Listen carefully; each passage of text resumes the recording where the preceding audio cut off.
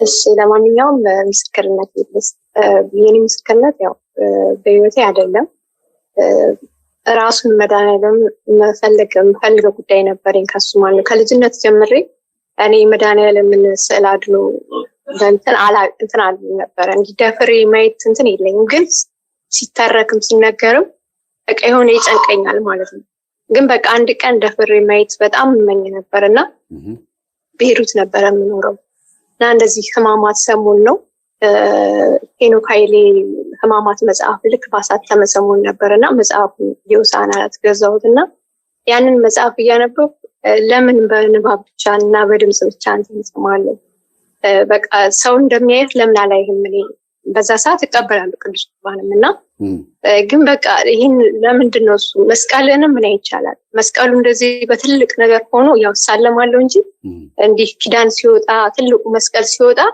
እኔ እንትን ነበር እሸሽ ነበር ለማየት አመቋቋም አልችልምና ግን በቃ ያንን ታሳየኝ ይፈልጋለሁ ድፍረቱን ኃይል መስጠት የምችል አንተ ነው ይላል የዛ ህማማት ሰሞን በጣም ወቅስበት ነበር ማለት ነው እና ከሰኞ እስከ ሐሙስ ድረስ ያንን ነገር መጽሐፉን እያነበው በጸሎትም እየጠየቅኩት እንትን ልክ የህማማት ሐሙስ ቀን ቅዱስ ቁርባን ለመቀበል ሄጄ ተዘጋጅቼ በቅበተ እግር ማጠብ ሰዓቱ ደረሰና ብፁዕ አባታችን አቡነ ዲሜጥሮስ ነበሩና ከዛ እግረ አጥበው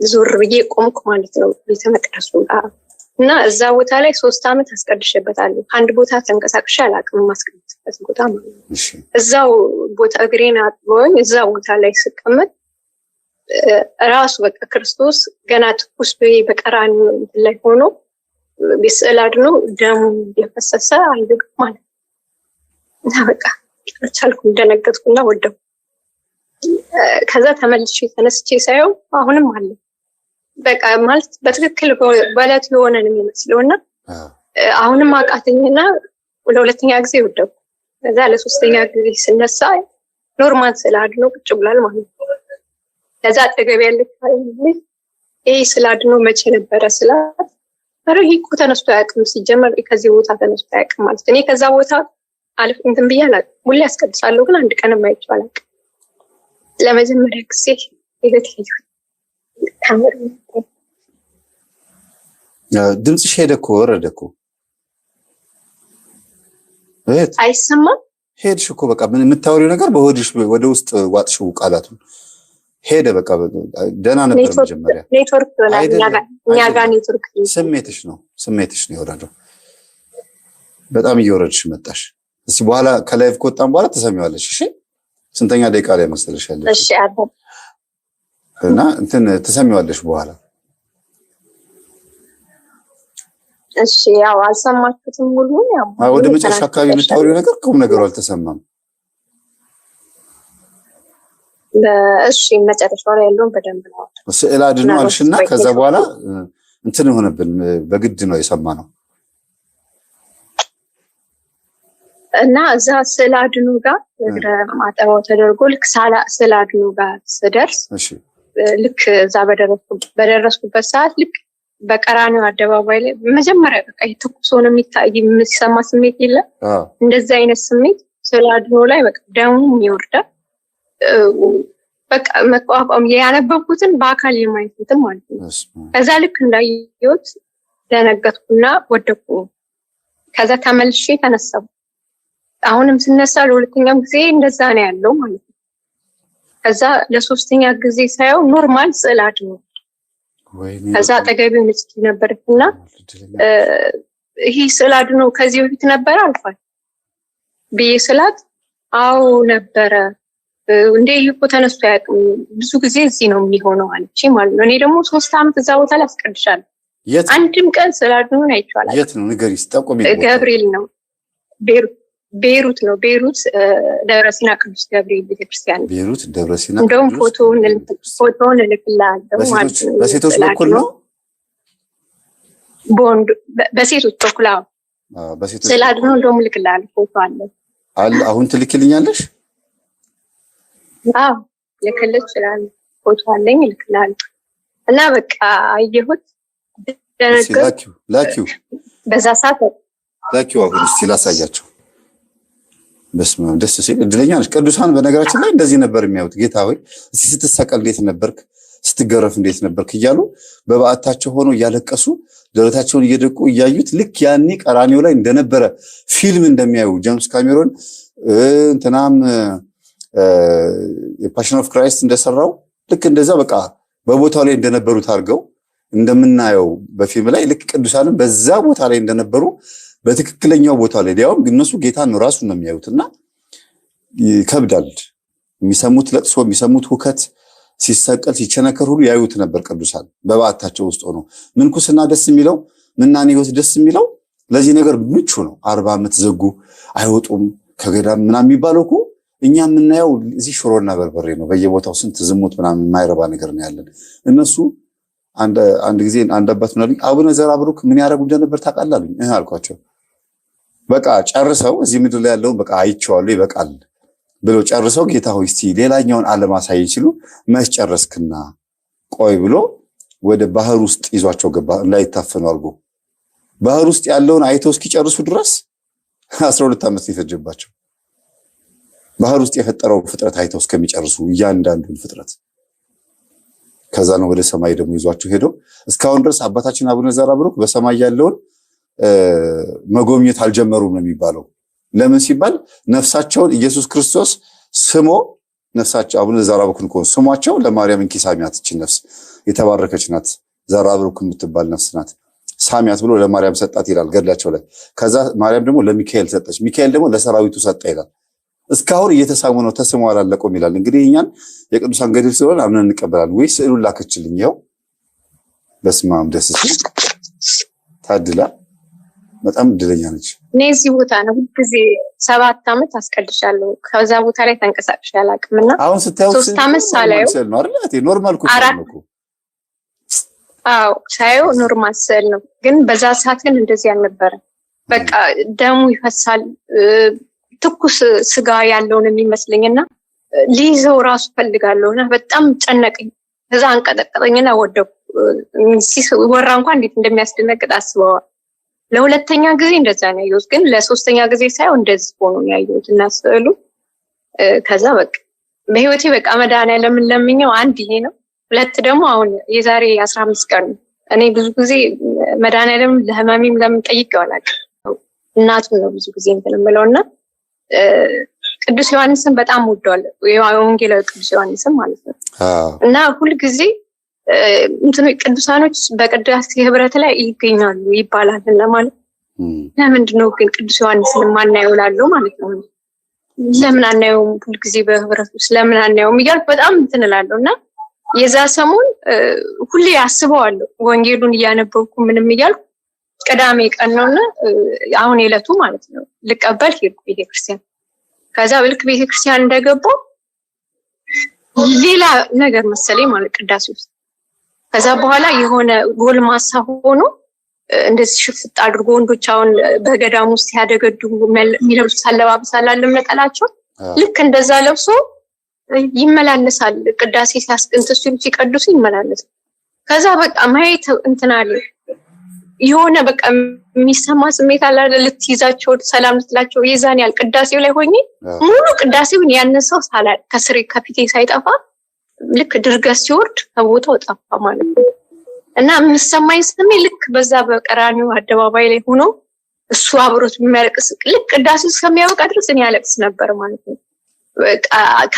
ከደስታ የተነሳ ማለት እና መድኃኒዓለም ካደረገልኝ ትልቅ ታምራት በህይወቴ ከማረሳቸው እነዚህ 2 ቀን አረሳቸው። ሌላም እስቲ ጨምሪልን እንደዚህ አይነት ነገር ደስ ይላል። ይሄ በገሃድ በቃ የቅዱሳን በረከት አድሮብሽ በገሃድ እንዲህ ብሎ ለምእመንም እንደሚገለጥ ማሳያ ነሽ አንቺ። የመጀመሪያ እንትኔን እመቤታችንን አሁን ማለት በህመሜ ሰዓት 2 ዓመት ሆኖኛል። እኔ እናንተን አላውቅም ነበር ከዚህ በፊት ማለት ነው። ማለት እንዴ አልቃወማችሁም አላውቃችሁም። እንዴ እኔ ቤተክርስቲያን ገባው አላውቅም። ህይወቴ በጣም ታሪክ ብዙ ስለሆነ ከዚህ በታንተን እናገራለሁ በምስክርነት ያዘውና በሚመቸኝ ሰዓት እናንተ እንትን በሚል ሰዓት ላቀርበው እችላለሁ። ግን የመጀመሪያ በቃ የቅዱሳን መገለጥ ያየሁት በእመቤታችን ነውና ታመሜ ማህተቤን ሁሉ በጥሼ የዛሬ 2 ዓመት ማህተቤን ሁሉ በጥሼ የምሰራበት እዚህ ዱባይ ነውና በጣም መሰቃይ ነበር። ግን ማህተቤንም በጥሼ ማስባት እመቤታችንን ስለ አድኗን ሳየው አንስቼ ቀድቼ ጥለዋለሁ ወረውሯል። ፌስቡክም ስገባ ቲክቶክ ማንኛውም ጋር ስገባ የሷን ስለ አድኖ ካየዋት በቃ መቋቋም አልችልም። እና የእመቤታችን ማህበር አለንና እዛ ማህበር ኢሞ ማህበር ነው። ልክ ትንሿ ቤተክርስቲያን ለሰውም ስገድ ትንሿ ቤተክርስቲያን ላታለሁ እሄዳለሁ እዛ ልክ ከታችውና ሰው ጠልቶኛል ሃይማኖቷን ቀይራን ተብያለሁ። እኔን ግን ማንም የሚያውቅ የለም ምን ይሆንኩ እንደሆነና እዛ ማህበር ውስጥ እየገባው ሰላም ለኪ ይደግማል እና ሰላም ለኪ ስትደግም የኢሞን ፕሮፋይል አስበው ምን ያህል ትንሽ እንደሆነ ማለት ትመጣለች። እኔ ሰላም ለኪ ስጀምር ወደ እየቀረበች ትመጣለች እመቤታችን ማለት እና እንባዬ ይወርዳል። ሰላም ለኪ እና እንባዬን መታ ማበስ አልነበረም በእጇ ትቀበለኝ ነበር። በቃ በትክክል በቃ በአካል መታ ነው የምትቀበለኝ እንባዬንና ልክ ስጨርቅ ሰላም ለኪ ትመለሳለች ወደ ኋላ ትመለሳለች። ልክ ጨርሼ ሳበቃ ትመለሳለች እወጣለሁ። ቢያንስ ለ20 ቀን ሙሉ እንደዛ ያት ነበር እመቤታችን። በ21ኛው ቀን ግን ያው የእናንተን ተማሪዎች አግኝቼ ዛሬ በህይወት እንድቆም አድርጋኛለች። ይገርማል። ይሄንን ሰምቶ መጸለይ ያልጀመረ እመቤቴ አትሰማም ኦርቶዶክስ ውስጥ ጸሎት አያርግም ብሎ የሚያስብ ሰው ወየውለት በእውነት ፍርዱ። ለምን ታውቃላችሁ? እንዲህ አይነት ምስክርነቶች ብዙ ጊዜ ለመፋረጃ ነው የሚቀርቡት። ለመፋረጃ በካህን ደረጃ በጳጳሳት በምዕመን ደረጃ ነበር ኤክስፔክት የምናደርገው፣ ወይም ደግሞ በአንዳንድ በጣም በቅተዋል በሚባሉ አባቶች ደረጃ። በምዕመናን ደረጃ ደግሞ ልበ ንጹሃን ሆነው እንደዚህ አይነት ነገር ስንሰማ በጣም ይገርማል። መፈራረጃ እንዳይሆንብን በደንብ በንጹህ ልብ ብንጸልይ ብያለሁ። እታችን የተናገረችው ነገር በጣም ደስ የሚል ነገር ነው። ልብ የሚያረሰርስ አንጀት የሚያርስ ነው። ከዛም አልፎ ተርፎ ደግሞ እስቲ ምን ልጠይቃት? እኔ እናንተ ጻፉ። እኔ አሁን የመጣልኝን ሐሳብ ጠይቃታለሁ፣ እናንተ ግን ጻፉ። እንደዚህ በላት እስቲ በሉ። እኔ ልጠይቅሽ እስቲ እህታችን፣ ኢየሱስ ክርስቶስን ኢማጂን ስታረጊ ባይምሮሽ ስትሲዩ ወይም ድንግል ማርያምን ስትሲያት እንዴት ነው የምትከስችው ምስላቸውን ባይምሮሽ ውስጥ? ይሄ በስዕሉ ላይ ያለውን ኢሜጅ ነው ወይስ የሰማሹን ወንጌል ነው ወይስ ችግርሽን ነው ወይስ ምንድነው? ኢሜጁን አይምሮሽ ውስጥ እንድትሲ የሚያደርግሽ ችግርሽን ነው የምታስቀድሚው ወይስ እዛ ቦታ ያለውን የላይኛውን ዓለም የመናፈቅ ነገር አለ? ዓለም ታስጠላለች፣ ሁሉ ነገር ያስጠላል ብሎ ይሄ የአባቶችን ህይወት የመናፈቅ ነገር ነው እንደዚህ እንድታይ የሚያደርግሽ? ወይስ በጣም የተቸገርሽና የተጎዳሽ ስትሆኚ ተቸግረሽ ስትጸልይ የሚመጣ ክስተት ነው ይሄ ነገር? እኔ ስለ ችግሬ ነግሬው አላውቅም። እኔ ኦርቶዶክስ ውስጥ ከገባው ማለት ያደጉት ቤተ አይሁድ ውስጥ ነውና ክርስትናን ሳላቅ ነው ያደጉት እና ቅዳሴ ሲቀደስ የሚሰማኝ ድምፁ ነው። ሕፃን ሆኜ መስቀሉን እየሰራው ልጆች እየሰበሰብ እግዚኦ ነበረ። ሰፈር ማንና አያቴ ዋና ስለሆነ የቤተ እስራኤሎች እንትን መስቀሉን እያነሳ ይሰባብርብኝ ነበር እና ከዛ ጊዜ ጀምሮ በቃ እኔ ጀመር በዚህ ዓለም መኖር አልፈልግም። የኖርኩትም እኔ ፈልጌ ሳልሆን እሱ ፈልጎ ነው ያኖረኝ። አንድም ቀን ታሪኬ በጣም ብዙ ነው። ለምን የቱን አንስቼ እንትላል ግን ለጠየቀኝ ጥያቄ ግን እኔ አንድም ቀን ችግሬን ነግሬዋለሁ። በህይወቴ ጸሎት ጸልይ አንድም ቀን በቃ ችግሬን ቅረፍልኝ የሚል አላውቅም። ግን ምናልባት እናት አባቴ ሲቸገሩ ሲታመሙ ዘመድ ጓደኛ ከታመመ በዛ ስለትም ምንም ይሳላል። በራሴ ግን በህይወቴ ምን ትቀሻል ብለህ ብትለኝ ከሱ ጋር የተለየሁበት ቀን ተመልሼ ቅፉ እንድገባ ይቻላል።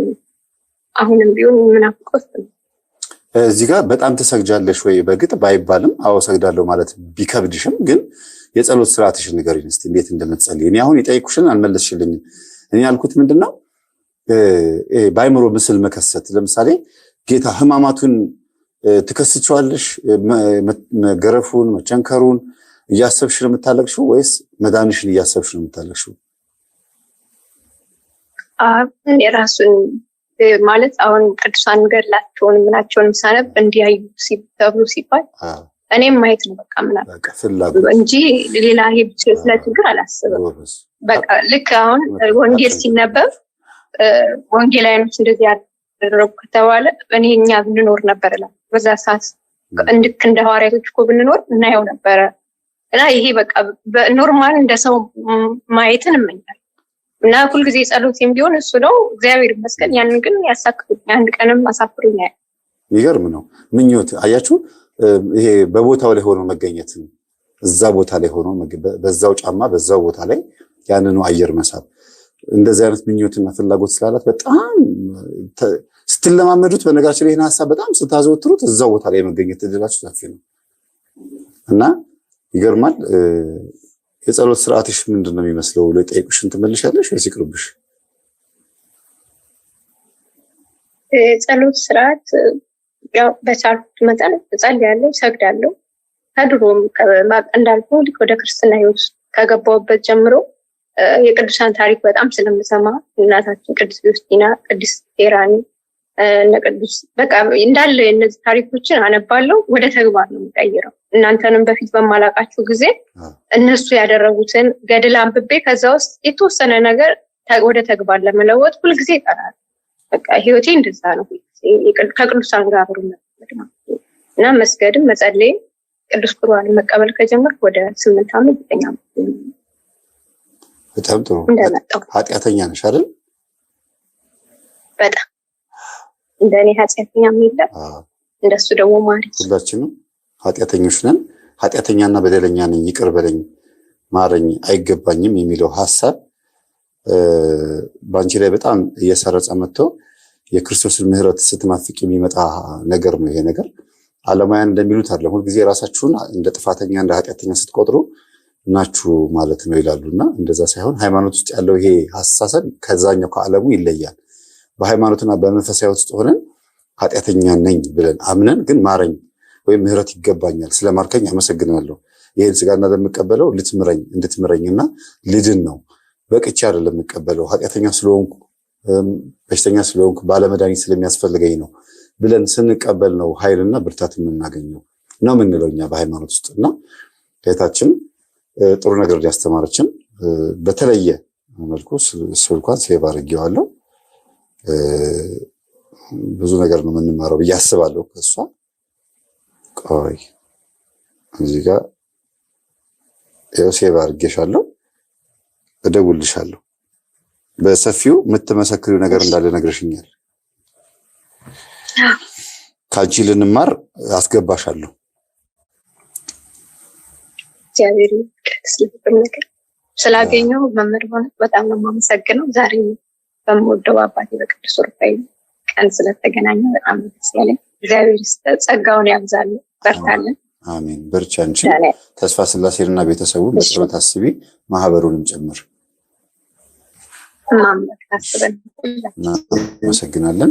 እግዚአብሔር ኃጢአታችንን ይቅር ብሎ ራሱን ሲገልጥልን እንትን ብለን ጸድቀን በቅተን ሳይሆን ቤተሰቦች ወዶን ብቻ ነው። ይሄን ልናምን ይገባል። እንደው የትኛው ጸሎታችሁ የትኛው እንትናችሁ አይባልም። አንዳንድ መምህራን አባቶች ሲናገሩ ሰማለሁ። እንዴት እንደዚህ በዚህ ልክ ይነገራል? ምን ለማለት ፈልጋችሁ ነው ይላሉ። ምንም ለማለት ፈልገን አይደለም። እግዚአብሔር ከተገለጠ ለምን ተገለጥክ አይባልም። የፈውስ ፕሮግራም እየተካሄደ እያለ የሚያስጮኸው መንፈስ ቅዱስ ያልተቀየመ የጮኸውን ሰይጣን ሰምተው ለምን አስጮኻችሁ የሚሉ አባቶች የሚናገሩት ንግግር የሚያስገርምኝ እንደምላችሁ ሁሉ እዚህ ጋር ጌታ ተገለጠልኝ ስትል አልተገለጠልሽም አይባልም። ተገልጦላት መሆንና ለመሆኑን ለማወቅ መጀመሪያ ስለመገለጥ በቂ የሆነ እውቀትና ክርስቲያናዊ ተግባራዊ ክርስትና ያስፈልጋል። ተግባራዊ ክርስትና ኦርቶዶክሳዊ ተግባራዊ ክርስትና ያስፈልጋል። እናመሰግናለን። እህታችን ዮስቲና ዘክርስቶስ ፎቶዋ ፊት ለፊት ስለታየ ምናልባት ከንቱ ውዳሴ እንዳይሆንባት ጸልዩላት። ከዛ ውጭ ግን በጣም ነው ደስ ያለው።